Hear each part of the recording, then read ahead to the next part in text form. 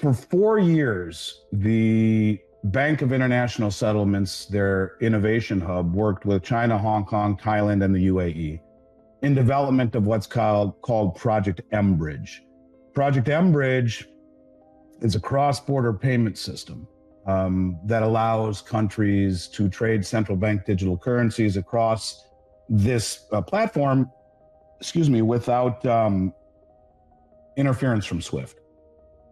When you mentioned they announced it, the former president of Brazil, so they had a meeting, the last meeting was in Novigrad. That was the big one. But they had a meeting before that, and Dilma Rousseff, the former president of Brazil and the head of the BRICS New Development Bank, came out and said, in principle, we've agreed to a new settlement currency, not a unified currency, but a settlement currency, and it's called the unit. And the unit will be traded over Project Mbridge. Project Mbridge at this point was fully operational. There had been trades going back and forth largely between China and the United Arab Emirates, two of the main developers of it, and going back and forth. And she said, we have agreed in principle to a new settlement currency called the unit. It'll be 40% gold backed. It'll be 60% currencies of the BRICS plus nations. It will be deliverable, that gold, on demand by any central bank.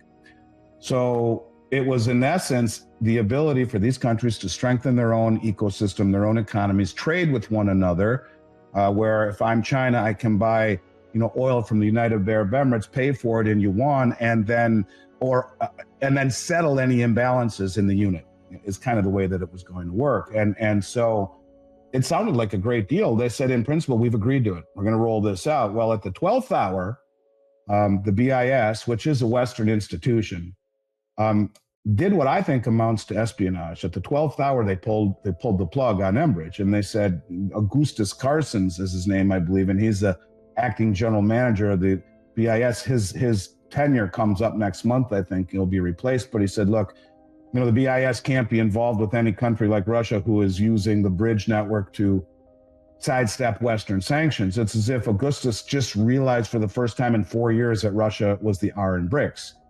So in essence, they said, we're backing out, we're pulling the plug. And you can't do that at the 12th hour. They did it specifically, I think, for effect. So let's fast forward a little bit. It was quiet, to your point. It's been very quiet up until now, and I don't blame them. I mean, they were really pissed off that how can you do this to us at the 12th hour? We've already agreed in principle to setting this up, but they did. And so what we saw over the last 2 weeks, I think, outpaces what most of the objections that have been given about BRICS, I think, is now addressed in a few things. And before I explain that, because I think it's really the most important thing moving forward as far as de-dollarization on the planet, I truly do, is what got me interested in the BRICS was first the Belt Road Initiative. And if any of your listeners don't know about that, it's the largest infrastructure project in human history. I want you to think about these things before I give you the meat of it. The Belt Road Initiative represents north of 70 to 75% of human population, 50% of global GDP in and of itself, mostly underdeveloped countries, resource rich. And China comes in and builds roads, bridges, maritime channels, oil refineries, gold and silver mines, and the ability to harvest those natural resources and the infrastructure to deliver it to market. And they've had very good success with it. There's challenges in anything, but this represents 70 to 75% of human population. Now, you have two other groups I want you to think about.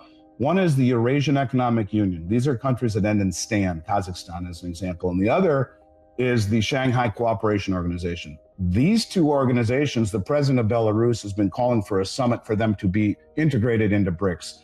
But, the Shanghai Cooperation Organization is the largest regional military and financial organization in the world. And you put these two groups, Shanghai Cooperation Organization, Eurasian Economic Union, which are very closely aligned with the BRICS, but not in it. Some of the countries are, Russia and Iran and China are, but there are others that are not, along with the Belt Road, who are very closely aligned with the BRICS and with China, but are not members of the BRICS. Now, you also can add in Indonesia, who just became a full member of BRICS. They have the largest nickel deposit in the world. And you can add in the 40 countries that have either officially or express interest in joining. The meeting in Brazil is next month in July or in 2 months. So you have a huge group of the world if you add these people in. Now, why do I say that? Well, let me add a couple more to the group. Last month, China rolled out their cross-border payment system now called the Bridge. Well, that's Mbridge. It's the same technology, right? And right before they did that, they brought out something called the Chiang Mai Initiative, which is bringing countries together that were adversaries for a long time, in particular China, Japan, South Korea, and 11 other Asian nations, ASEAN. These are the countries in Southeast Asia who have jointly made a statement to reducing dollar dependency and expanding trade in local currencies. Well, they came out and they said, we have agreed the China bridge technology. They said, we are now connected to 11 Asian nations and 5 Middle Eastern nations that in and of itself comprise 38% of global GDP. So you got the Asian nations and you have the Middle Eastern nations on top of the BRICS and connected to the Belt Road, the Shanghai Cooperation Organization, and the Eurasian Economic Union. Then you have China, Japan, South Korea come out and sign this treaty and saying we're gonna expand trade in local currencies and we're going to resist U.S.-centric protectionism. So they're starting to make things, okay, where am I going with this, right? Let me tell you where I'm going with this. The bridge technology that they have now connected these 10 Asian countries and 5 Middle Eastern countries, it is Mbridge, and they came out and said that transactions take 3 to 5 days in the SWIFT system. Going through Western intermediary banks will now be done in 7 seconds over the bridge network. And that a pilot between Hong Kong and Abu Dhabi showed a 98% reduction in transaction fees. And none of it is connected to or compatible with SWIFT. Okay, great. All of that makes sense. But what no one has really mentioned, I think I'm the only one who's talking about it because as far as I'm concerned, it's massive. There were 2 things that people would push back against with the BRICS. One is no one wants to internationalize, or the Chinese don't want to internationalize the yuan. So what do? They have opened up or are in the process of opening up other gold hubs in other countries, like in Saudi Arabia and in Hong Kong to start, that are a piece of or connected to the Shanghai Metals Exchange. And what it would be for, as an example, would be trading with United Arab Emirates or trading with Saudi Arabia, trading over the bridge network and settling the imbalances in gold, which is the only other tier 1 asset that all the central banks have been buying. So they will trade in just like that across the bridge with local currencies, settle imbalances in gold, and they'll make gold hubs in other countries across the board. So all of this is great. The big piece, the really big piece, is what the Russian Foreign Finance Minister, Sergei Lavrov, just came out and said. He said the primary initiative or goal of the Brazil meeting is to establish a new payment system for the BRICS nations. He said, but we have decided to open the bridge technology up to non-BRICS members. That's pushback number 2, not big enough. Okay, so you take the BRICS and the Belt Road and the SCO and the Eurasian Economic Union and these Asiatic countries and the Middle Eastern countries, and you have damn well near 95% of human population. You have 3 of the 4 largest nuclear arsenals on the planet. You have the majority of all the on-land and on-sea trade routes. You have almost all of the refining of rare earths and about 80% of the mining. You have more agricultural production. You have more precious metals accumulation and mining, and all of the commodities are all encapsulated in these countries that are now going to be able to trade outside of SWIFT over bridge network. SWIFT will have no idea how much money is moving around because they're not controlling it anymore. So when other countries are doing business, they know where it's all going because it runs through the SWIFT. Not anymore. So it will disintermediate the SWIFT and it will enable countries to settle imbalances in gold outside of the purview of the West. And when you look at gold, in terms of putting your assets into U.S. treasuries the way that it's always been, which has kept interest rates low, Well, you look over the last 25 years, gold has doubled the performance without the counterparty risk. You look at last year, it was up 40%, and the 10-year was up 4%.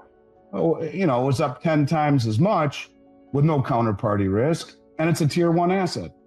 So I guess what I'm just simply trying to say to you is, as the world is placating President Trump, some more than others, they are building the infrastructure and the plumbing to, in essence, really challenge the West in terms of settlement. And when you talk about reserve status, who the hell wants our treasuries? Just in the last few days, we've seen a massive, let me just give you the exact numbers, if I may. You know, supposedly we're not doing QE anymore, right? We're not doing that anymore. Yet last week, the Fed bought $43.6 billion in treasuries because who's buying our treasuries? No one wants them anymore. They're losing value. They can be inflated away. They can be defaulted on, and they can be taken from you. $20 billion in 3-year treasuries on May 5th, $34.8 billion in 10-year bonds on 6th and 7th, and $8.8 billion in 30-year bonds on May 8th. So these countries don't want our treasuries anymore. Supposedly, we're selling off the treasuries off the Fed balance sheet. And at the same time, in order to suppress interest rates, to keep the whole thing from blowing apart, they have to come in and buy $44 billion worth of treasuries over 3 days and not tell the world about it. They're being very, very tight-lipped. This should have been everywhere, but no one's talking about it. So I guess my point is this: we're further along with the BRICS than people think, but they got so pissed off by what the BIS did to them literally at the 12th hour, by pulling the rug, that I think they're going to keep things close to the vest, and you have to read between the lines to see where they're going.